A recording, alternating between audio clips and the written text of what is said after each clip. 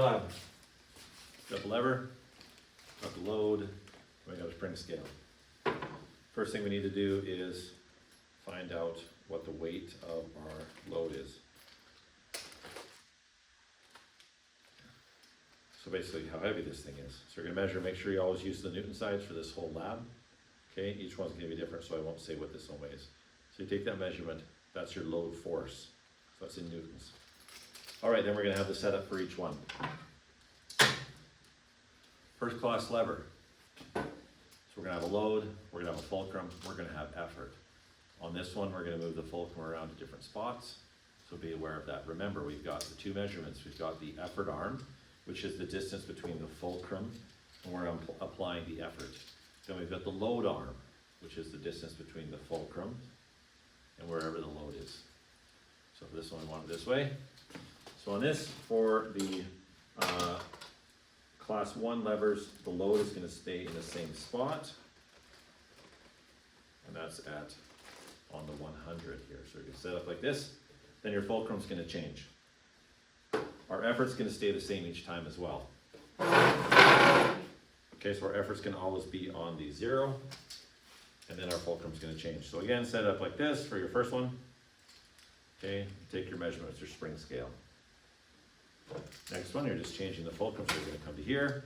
Same thing, you're going to check the effort there. And then the next one, same thing, check the effort there. So it's a first class lever. Then we're going to switch to a second class lever. On the second class lever, the fulcrum is going to stay the same. It's going to stay at 100 the whole time. Our effort is going to stay the same as well. It's going to go at 0 the whole time. So, and then we're just going to change where the load force is each time. Okay, so we're going to start here. And again, a reminder, load arm, fulcrum to load. Effort arm, fulcrum to effort.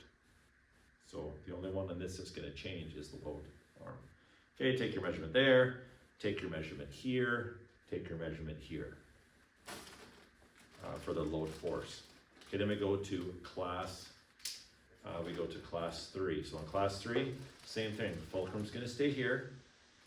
This time the load is going to stay the same. It's going to stay out here, okay, at 0.